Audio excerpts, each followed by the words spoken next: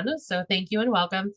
Please introduce yourself in the chat. Let us know what your position is and what organization and state you're with. Um, We've got a fun day, a fun webinar scheduled for today. But first, I'd like to just share with you that we've got two more parts to this series on our Lost and Found series. Next month, we will be presenting on August 14th. Corinne Borjan from the MSPCA will be presenting on Reunited and It Feels So Good, Rethinking Stray Cats and Improving Your RTO Rate.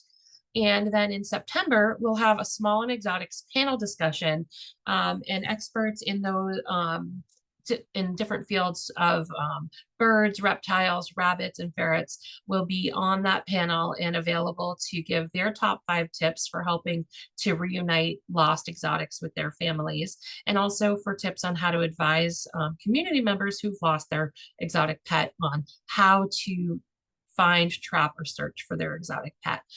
They'll share their tips, and then there'll also be a Q&A available for folks to ask questions specific to exotics. So we're really excited about that. And save the date for next year's conference. We do have the date booked March 24th through 26th, 2025. And that is going to be at the Boston Marriott in Burlington. So we're really excited about bringing the conference back to Massachusetts, and we are hoping to see lots of familiar faces there for the conference. We are accepting speaker proposals, so if you have something that you would like to propose to speak on at the conference next year, please visit our website. We'll be accepting proposals over the next month or so.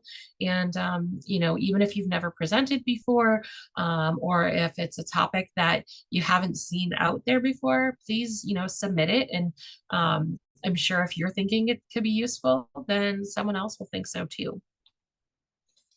I also want to make sure everyone knows that we are a nonprofit, and so we only are able to put on that amazing conference and these wonderful webinars with the generosity from you folks. So visit our merch shop and check out our merch. We have some great t-shirts, sweatshirts. I will tell you the hoodies are the softest thing I've ever had on my body. And you can get your own New England Fed gear to wear to the conference and around town. So check out that Etsy store on our website as well. And we have a bit of a surprise. This is me, Crystal Arnott, and our speaker for today, unfortunately, Jacob, had a family emergency and was not able to jump on and do the session with us. So I am pinch hitting, and hopefully I can share the details that I have with you from my 16 years of experience in sleuthing chips. I am a little bit obsessive when it comes to a microchip and hunting down the owners. My team here all have also caught that bug from me, and we all go a little bit, I won't say overboard because it's important, but we really get into it when it's time to search for an owner and we can't easily find the info. So that's me, and I'll share with you. And please feel free to share any tips yourselves that you might have. So here we are. We're going to jump into sleuthing dead-end chips.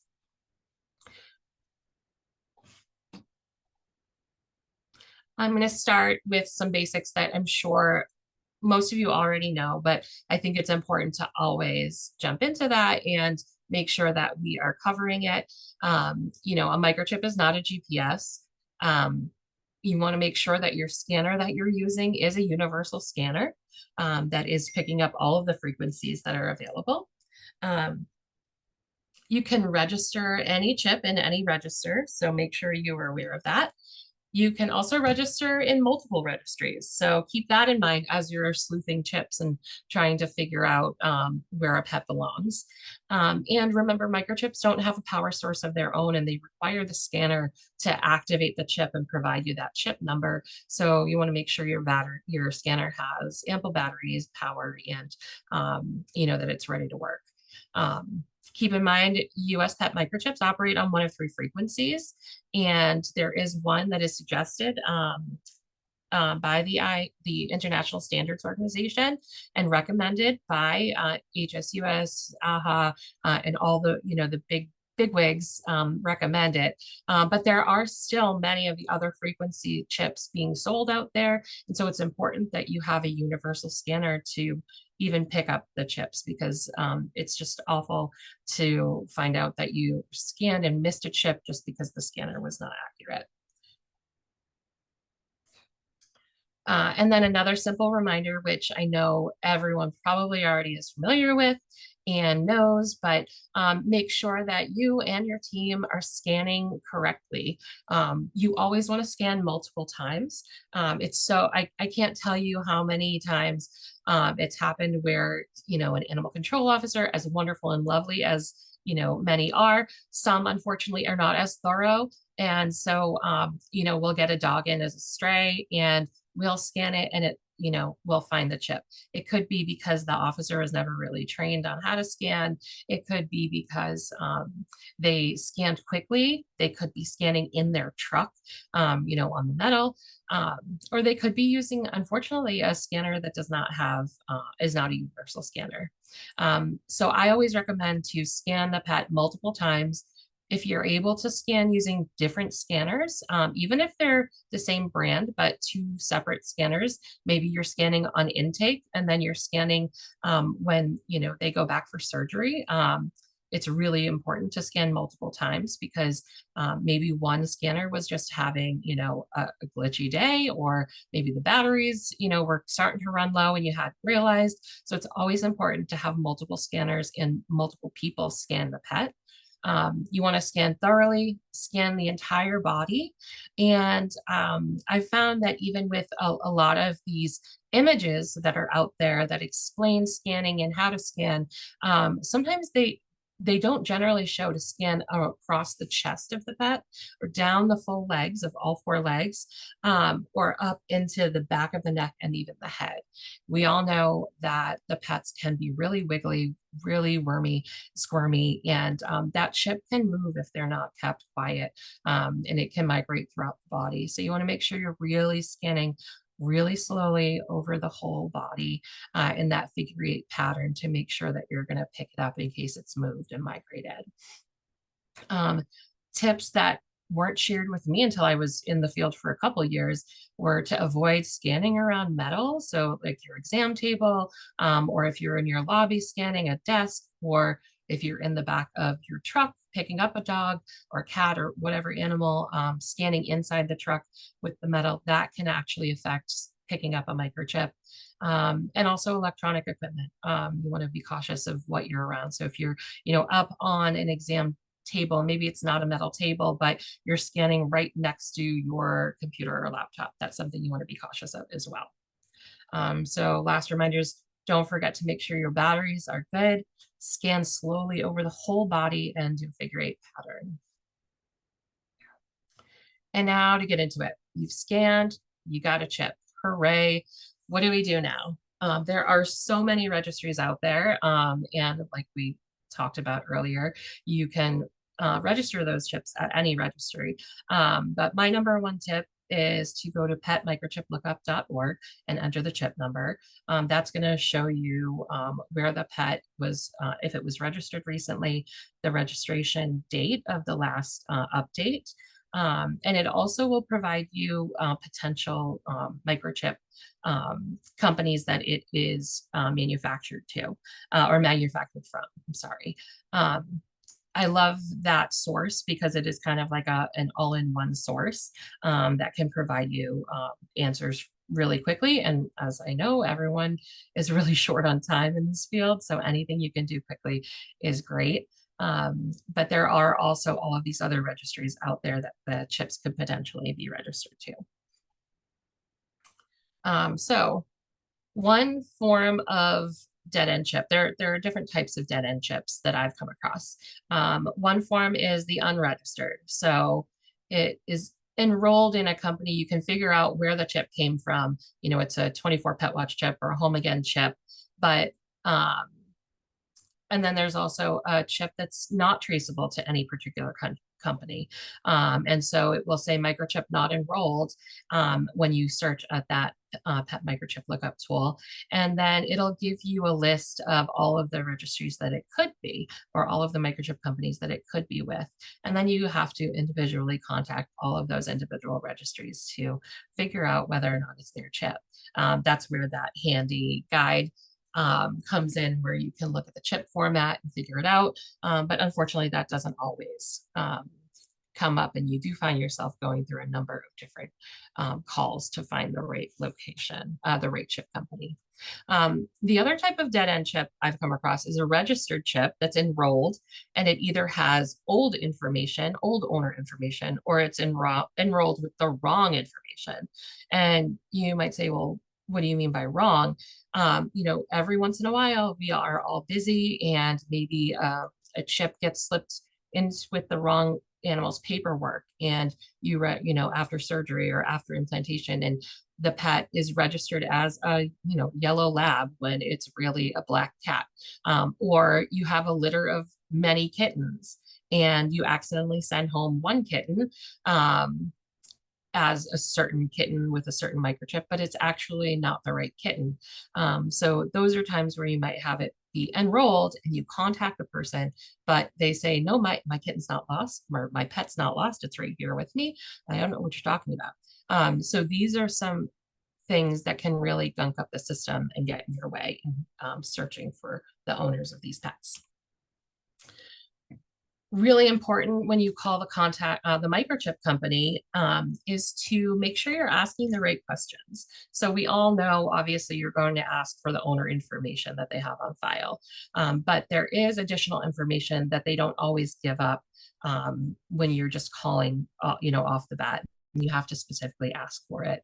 So specific questions that you want to ask is, and I always ask these questions, even if there is an owner on file, because it will save you time, and you won't have to call back if you run into a dead end of like a disconnected phone number or something like that. So I always ask for this information all on that first call to the microchip company, so that you have everything you need right at the front of the game. So you're going to ask, who was the chip sold to? This is going to be, it could be a breeder, it could be a veterinarian, it could be an animal shelter, a clinic. So find out who it was sold to and get all of the contact information that the chip company has on file for them. Find out when it was sold. Sometimes the sold date will also give you some insight and have you that you can share with a clinic to help figure out who the pet belongs to. Find out the implant facility. It's not necessarily always the same as who the chip was sold to. Find out the implant date, when that chip was implanted, if they have that on record. This can also help you to narrow things down if you have to go back to a shelter, a clinic, or otherwise, to figure out who the pet belongs to.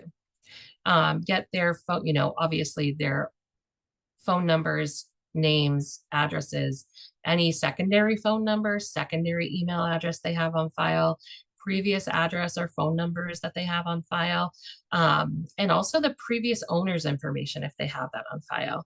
I have had a situation in the past where I was not able to get a hold of the person, the initial person, but I was able to get a hold of the previous owner, and then I was able to get a hold of the shelter they surrendered to, and I was able to track down the new owner or the current owner at that point and make that reunion happen. So it's can be pretty multi-stepped, but having all that information really allows you to go down that rabbit hole and find that owner if you're committed.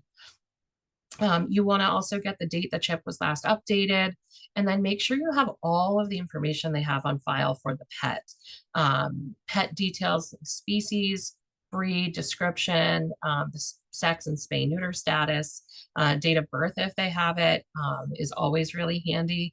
And again, this comes in handy if maybe it's a chip that was registered to the wrong pet, and it can be really helpful when doing that backtracking to search and find the owner.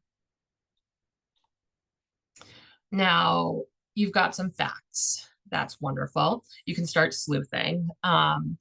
We have a lot of fun here at my shelter playing Nancy Drew, and that probably dates me saying Nancy Drew. But we like to get into the detective work of it and hunt people down. So Google is your best friend when you're using Google to look up information on the chip. Say, you have the information, you called the phone number, it's disconnected. There's no other information. There was just that one phone number. And now you want to try and find a new phone number for that person or new contact information. Go to Google, put in their name and the last known phone number. You can also put in the name and the last known address. This might bring you up to some of the people finding sites like that'sthem.com, Spokeo, Fast People Search, or Been Verified. Well, some of these do require subscription to be able to access the information, but a lot of times, if you clear your browser so it doesn't have those cookies and doesn't know you've been there before, it'll offer you, as if it's your first search, it'll offer you some basic information. And many times that will provide you with the multiple known addresses or phone numbers or email addresses for that person. I've also had this work out where I've put in a previous phone number that maybe is disconnected, and it brings me up to a business address. And that leads me to a business email that wasn't attached to the microchip. And I was able to, maybe that business is no longer in service, but the web keeps everything. And you're able to contact the owner through that separate email address that they may still have access to. So make sure that you're looking up each individual piece of contact information that you have to try and search for the person. On social media, you can also search people's names. You can search people's email addresses. They'll often, you won't be able to necessarily find them by name. A lot of people will have, a fake name on social media, but by entering in the email address, oftentimes it's the one that they registered with, and you might pop them up on there and be able to identify that that is the person you're looking for. Send them a Facebook message and say, is this your pet, or is your pet lost? A tip for that when you're using social media, especially for Facebook, I typically will also send the person a friend request, because unfortunately it goes into the other folder and people won't necessarily see that message unless they're going looking for it. So if you send a friend request along with it, often it'll pop up in their notifications as an other message. Another tip that I was taught from one of our younger staff is searching in Venmo or Cash App or Zelle, any of those like money sending apps that you have on your phone, and searching for the phone number that is on file in those. You can easily pull people up that way, and we have been able to connect people with a pet through those Cash App type apps that you use. LinkedIn is also another great option for looking up names. If you have a name in a town, you can sometimes hunt someone down and send them a LinkedIn message, or on WhatsApp. You can also often find people via their phone numbers or emails as well. So those are just some of the social media sites. I mean, I think that you could probably use this technique of searching names and email addresses and phone numbers and on practically any social media. And Kelsey says that they've found people on Facebook by typing in a phone number as well, which you're right. People might include their phone number even in an outdated post. And that's totally true. It could be for practically anything. Maybe they lost their pet before, or they found a pet, or who knows? So that's a great point as well to add that search for that. I really recommend searching, using all of these different tools and searching each of these things individually. If you've got to remember, if you search someone's name, address, and email and phone number all in one search, it's not going to pop anything up, because it's unlikely that all of that information will be in one location and found. So search for them individually to try and, hunt them down. And then sometimes you scan for a chip and you don't really get any information. Or you scan for a chip and you're coming up empty on finding that owner or connecting with the owner. You have to really get into even more of a creative mindset, and you have to connect the dots a little bit. So if you have only the information of who purchased the chip, or who purchased or who implanted the chip, and no owner information, these are some tips. You can create a one sheet, just a simple PDF with a photo of the pet, any known information about the pet. So everything that you have, the breed, the sex, the color, any distinguishing features, approximate age, the location the pet was found, the chip number, and any and all information you may have from the chip.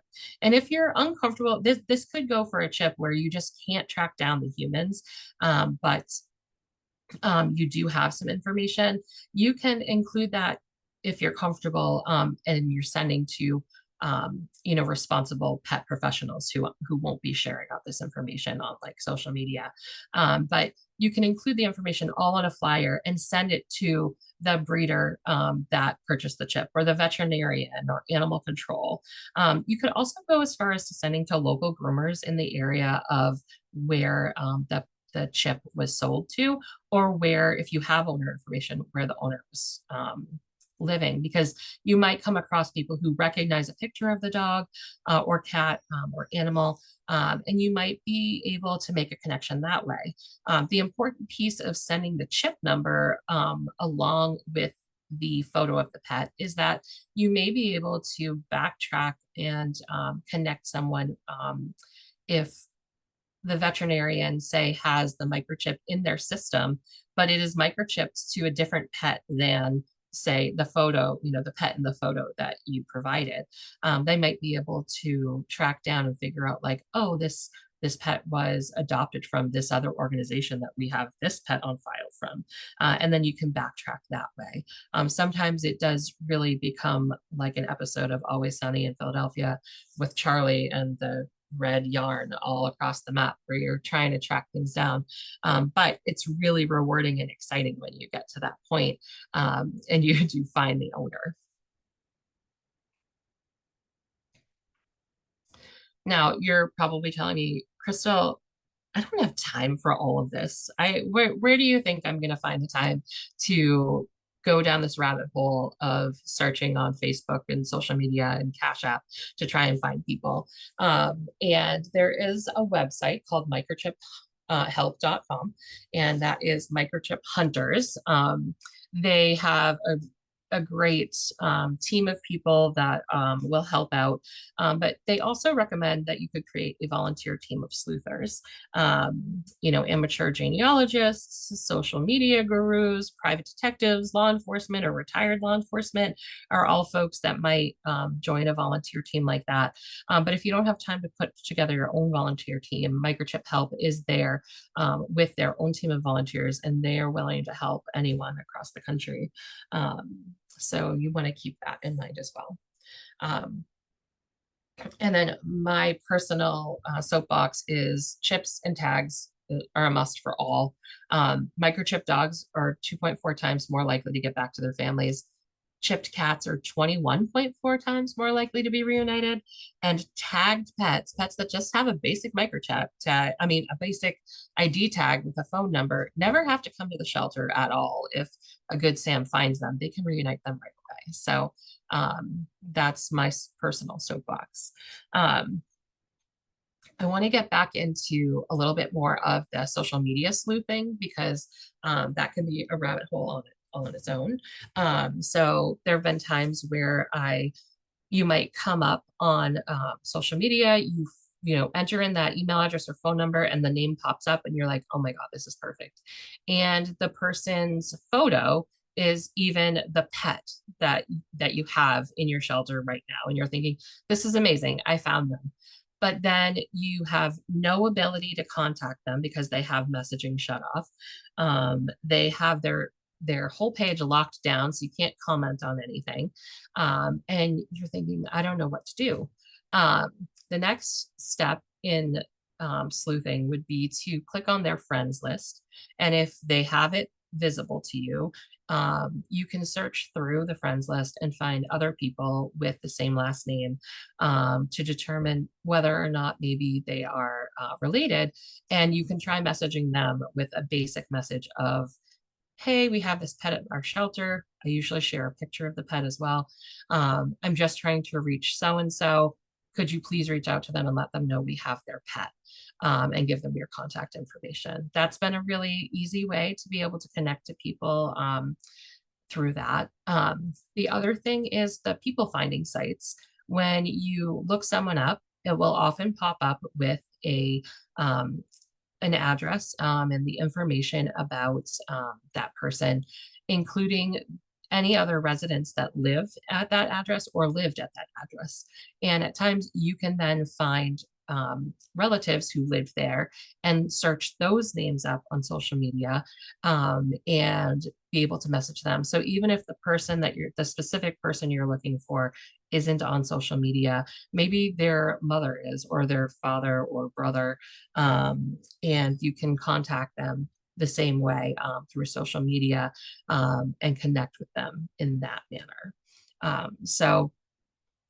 Those are the top tips that I have. I am happy to open it up to anyone else that has any tips or tricks that I haven't mentioned. And I would love to hear, any ideas that people have that maybe weren't shared today.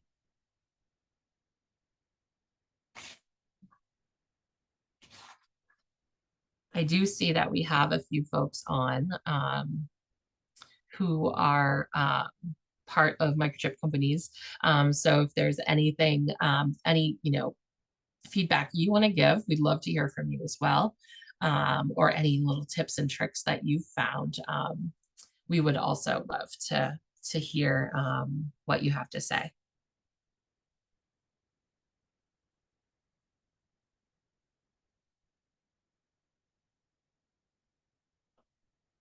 All right. Well, I apologize for the short session today.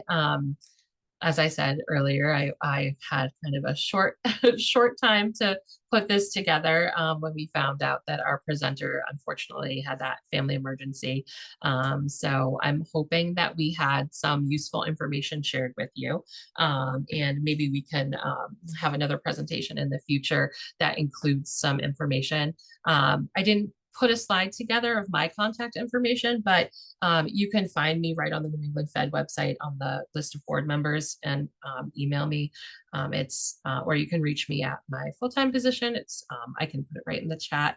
If you ever have questions, or wanted to learn more about like what we do to search out chips, or if you ever have a chip that you're really stuck on. Like I said, I get a little bit obsessive about it. Oh, you know what? I have one more thing I wanted to mention that just popped into my mind that I should have shared. If you come across a chip that is registered to a foreign country, always look for your local military bases, and contact your local military bases, as well as the military base closest to the to wherever the foreign chip came from, because oftentimes it may be a military member who has moved to the area and the chip didn't get updated. Often, military move quite frequently, and the chip is probably one of the last things that they're thinking about updating as they're scheduling and moving their whole life, to another country or back. So make sure that you're searching through your military bases as well. Send those flyers out to military bases and check with the vets on the bases as well. So I think that was the last thing. I just realized I didn't include that in the presentation, but again, feel free to email me. We also, again, want to just put a plug out for our webinars coming up in August. We have Reunited and It Feels So Good, all about lost and found stray cats, and just kind of rethinking how we consider stray cats and improving your RTO rate. And then in September, we have a great session on lost and found exotics, and those experts will be on hand to give their top tips on how to help community members find their lost exotics, and also how to help us to reunite found exotics with their families. So someone just asked how to get emails about webinars. You can go to the New England Fed websites and sign up for our emails right there. And you'll get the emails about the webinars, about other regional opportunities, as well as our annual conference that's coming up in March, which is going to be a lot of fun. It's going to be in Burlington, Massachusetts, and we're really excited about that. So August 14th is Reunited and It Feels So Good. September 11th is Smalls and Exotics. And then March 24th through 26th is our conference. So you'll want to make sure that you definitely check that out. I also want to give a shout out to our sponsors. Without them, we would not be able to do all of the work that we do for New England for animal welfare. So ASPCA, VCA Animal Hospitals, the Humane Society of the United States, NAMSPCA Angel, and then our possum partners, Save One Soul Animal Rescue League. And a reminder to check out our gear on Etsy. So thank you so much for joining us today. And if you have any suggestions, or if you have any presentations you'd like to give, it's obviously no pressure. If you have some topic that you are really obsessed with, or you just really love talking about, reach out to us. We would love to hear from you, and share all the information you have with everyone we can. So thank you guys again, and have a great day.